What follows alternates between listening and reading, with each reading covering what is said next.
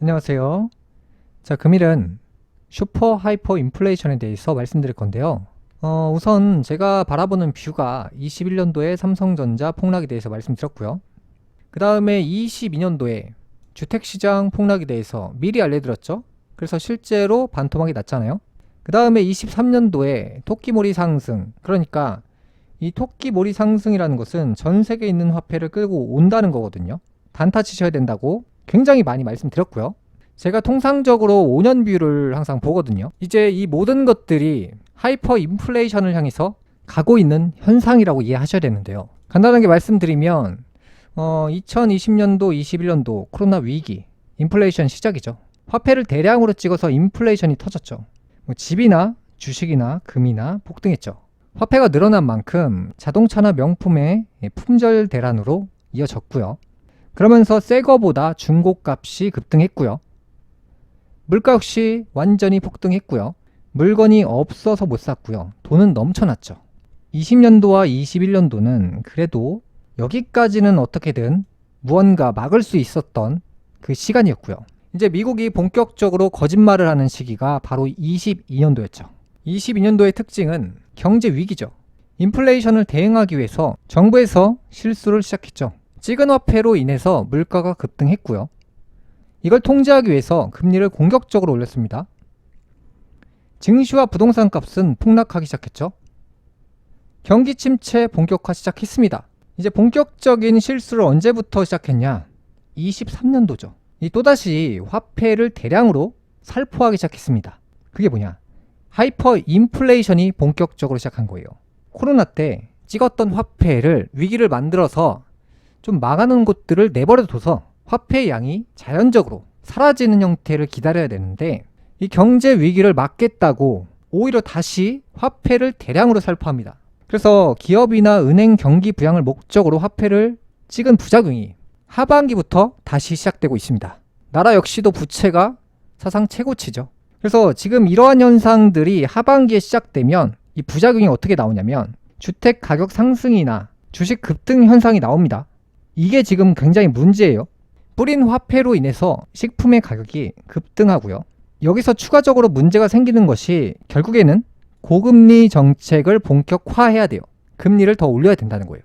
그런데 월급은 그대로인데 전 재산이 주식이나 집 대출, 신용 대출 풀영끌인 상황으로 모든 시장이 과열됩니다. 이게 하이퍼 인플레이션이 본격화되면 나오는 현상이고요. 핵심은 고금리, 고유가, 고물가가 현실화됩니다. 자, 그러면 제가 이전 시간부터 부동산을 전부 정리하셔야 된다라고 22년도부터 말씀드리는 것들이 어떠한 이유냐면, 자, 여기서부터 잘 보시죠. 슈퍼 침체의 시작이 바로 24년도부터예요. 사상 초유의 위기가 시작됩니다. 하이퍼 인플레이션이 시작되고 나서 모든 것들이 거품이 끼고 그 다음에 나오는 현상이 과열된 만큼 폭락 침체가 옵니다. 그러니까 어떤 느낌이냐면 시장이 이렇게 과열되면 과열된 만큼 폭락이 와요. 나스닥 같은 경우도 과열된 만큼 폭락이 오죠. 지금 하반기부터 하이퍼 인플레이션이 시작되는데 만약에 여기서 과열이 된다. 그러면 그 다음에 대형 쇼크가 온다는 거예요. 미국 패권의 몰락이죠. 미국 달러의 붕괴죠. 전 세계 공용화폐가 달러인데 달러가 휴지가 된다는 거예요. 그러니까 전 세계가 화폐를 들고 있으면 가난해지는 시대가 온다는 건데, 제가 그 중에서 22년도부터는 부동산이 안 된다고 했어요. 왜 안 되냐면 그 전에 마지막 과정을 한번 보죠. 모든 화폐가 주식과 부동산에 쏠려서 상승은 합니다. 주식에 다들 미쳐 있고 모두가 고점에 물려 있는 형태가 돼요. 에코프로나 인공지능이나 삼성전자가 될 수도 있어요. 그 다음에 모두가 주택에 미쳐 있는데 문제가 그 다음부터예요. 그러니까 만약에 지금 샀다. 근데 몇 달 동안은 오른다. 그러면 머릿속에서는 수익이다라고 생각을 해요. 슈퍼 침체가 시작되면 아마 22년도를 잘 기억해 보시면 부동산이 눈 뜨고 그냥 가만히 있는데 자고 일어나니까 50%가 한 번에 떨어졌어요. 그러니까 슈퍼 침체가 시작되면 부동산을 떨어지는 시기에 팔 수 있다가 아니라 못 팔아요. 구매자가 제로가 됩니다. 그래서 파는 것 자체가 불가능하기 때문에 만약에 지금부터 보유해서 올라간다 라고 생각이 들어도 팔진 못합니다. 그래서 망하는 거예요. 전 세계인들이 부동산으로 인해서. 이전 시간에 22년도에 부동산이 어떻게 떨어졌는지를 보시면 앞으로 만약에 지금부터 이 하이퍼 인플레이션으로 인해서 상승한다. 그러면 그 다음에도 마찬가지로 팔지 못합니다. 그래서 음력으로 봤을 때 내년 초까지가 부동산을 팔 수 있는 마지막 시간이 될 거예요. 그래서 이 중에서 가장 큰 문제가 뭐냐면 이 물가가 한 2배 오릅니다. 한 100% 올라요. 근데 여기서 화폐 가치는 완전 붕괴가 되고 있는 상황이에요. 물가는 100% 오르는데 부동산 시세는 한 20% 올라요. 한 30% 올라요. 그 다음에 내 월급은 한 20% 올라요. 그러니까 이 화폐를 가지고 있어도 화폐 가치가 붕괴되는 이유가 물가가 폭등하고요. 아파트를 들고 있어도 화폐 가치가 왜 폭락하냐면 물가는 100% 오르는데 아파트 가격 자체가 20% 밖에 안 올라요. 오르는 게 아니죠. 물가가 다시 여기서 200% 오른다. 아파트 가격은 40% 올라요. 내 월급은 40% 올라요. 이걸 못 따라간다는 거예요. 이 물가를. 금리 역시도 공격적으로 올라갈 거예요. 금리를 내려야 된다라고 얘기는 나오고 있죠. 미국에서. 그런데 하이퍼 인플레이션이라는 것은 금리를 못 내린다가 돼요. 그래서 실제로 이 자산의 가치가, 돈의 가치가 물가를 못 따라가는 현상이 나와요. 그래서 전 세계인들이 처음에는 막 주식이 올라가고 집값이 올라가니까 나 부자 됐어라고 하는데 월급이 제대로 안 올라가니까 결국에는 주식을 팔아서 생활해야 되고 부동산을 팔아서 생활해야 되는 시간이 옵니다. 왜냐하면 영끌한 상황에서 대출금리가 너무나도 많이 올랐기 때문이에요. 하지만 지금은 아니라는 거예요. 그러니까 제가 이제 뷰를 항상 몇 년에 걸쳐서 보는데 설명을 드릴 때 언제 뭐고 이건 뭐고라고 드릴 수는 없어요. 그래서 짧은 시각부터 긴 시각까지 포괄적으로 설명을 드립니다.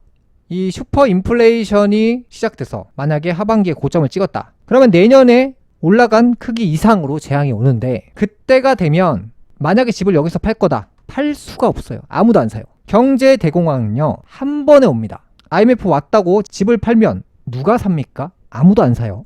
그래서 만약에 집을 팔아야 된다. 슈퍼 인플레이션이 진행되고 있는 현재 상황에서 조금만 더 할 수는 있어요. 그런데 그 전에 팔고 나와야 됩니다. 이때는 못 파는 기간이에요. 슈퍼 침체가 시작되면. 그래서 이 하이퍼 인플레이션의 전조 증상들이 나오고 있습니다. 토마토 값 5배 상승했는데요. 지금은 문제가 하나 둘이 아니에요. 배추 값도 2배 넘게 올랐고요. 양배추도 그렇고요. 무도 그렇습니다.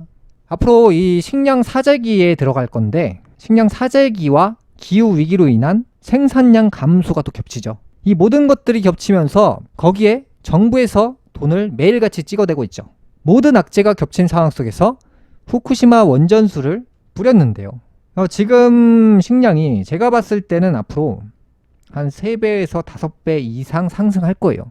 그게 뭐 몇 년 뒤가 아니고요. 몇 달 이내입니다. 한 달만 지나도 이 상황들이 엄청나게 크게 반전될 거예요. 왜냐면 이 돈을 찍는 속도가 너무나도 빠르기 때문에 이 물가는 매일같이 올라가고 있습니다. 미국의 소비자 물가지수가 잡히고 있다. 이런 얘기는 믿으실 필요 없고요. 미국을 제외한 그 나라들의 세세한 물가를 확인해 볼 필요가 있습니다. 그래서 미국이 만든 재앙이기 때문에 난리가 날 거예요. 반포자이 실거래가가 최근 들어서 회복세를 보이고 있어요. 22년도에 고점이었죠.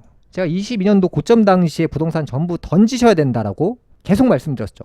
그때가 고점이었어요. 삼성전자, 구만전자 했을 때 이때 파셔야 된다고 했는데 그때가 고점이었죠. 지금 같은 경우는 하이퍼 인플레이션, 그 다음에 올 상반기 토끼몰이로 시장이 상승한다. 분명히 말씀드렸어요. 슈퍼 인플레이션이 시작되고 끝나고 침체로 들어가게 되면 아파트를 팔 수가 없어요.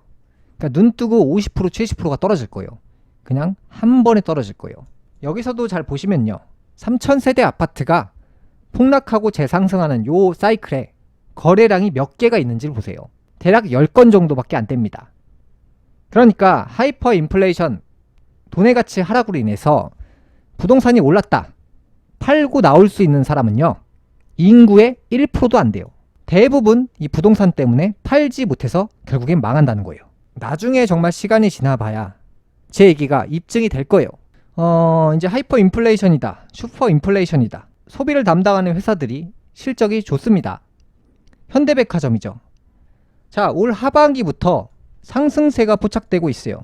뭐 단순하게 중국인 관광객으로 인해서가 아니라 지금 같은 경우는 화폐가 너무 많이 풀려 있다는 거죠. 그래서 하반기부터 제가 주시하고 있는 게 실제로 어디에 쓰이고 있는지를 집중적으로 봤는데요. 20년도에 비해서 실적이 계속 상승하고 있죠. 실제 영업이익도 상승하고 있죠. 경기 침체 없습니다. 사상 초유의 호황기입니다. 그래서 22년도의 위기조차도 미국이 돈을 무제한으로 찍어버리면서 그 위기도 없애버렸어요. 그런데 그 위기를 없앤 건 아니죠.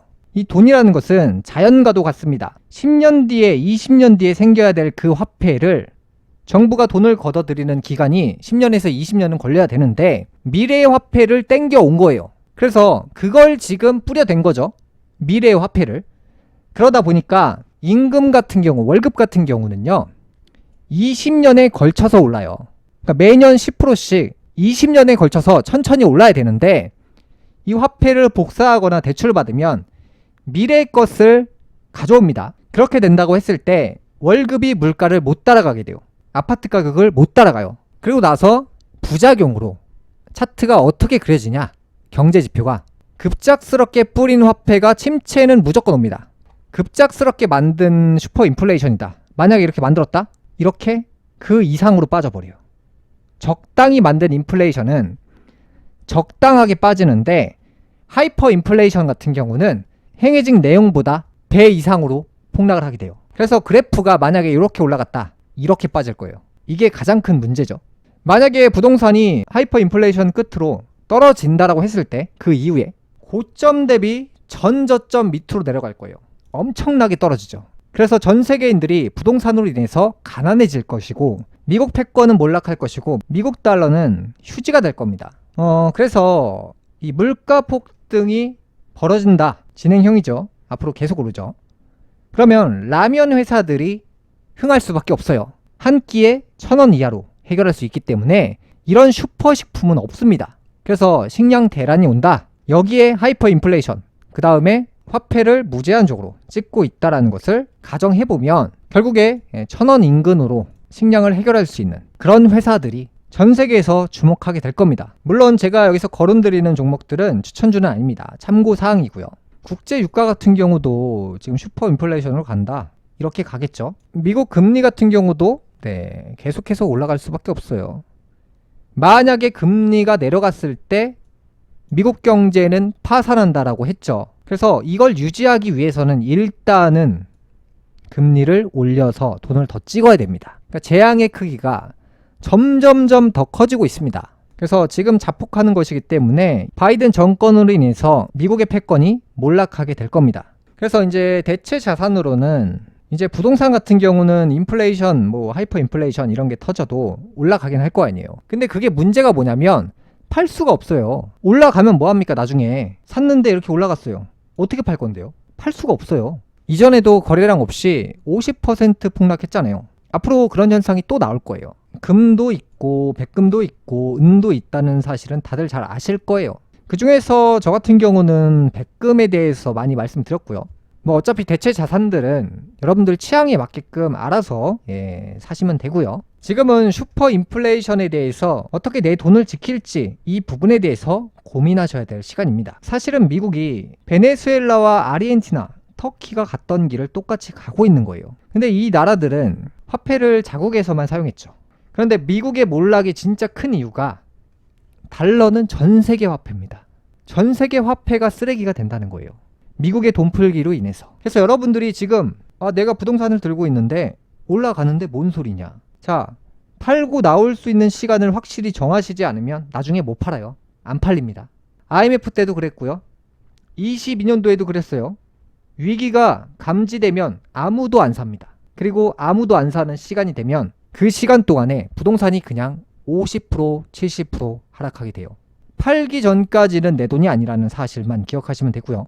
이것이 바로 미국 달러 패권의 몰락의 과정입니다. 자, 금일 방송 여기까지 하겠고요. 다음 시간에 뵙겠습니다. 감사합니다.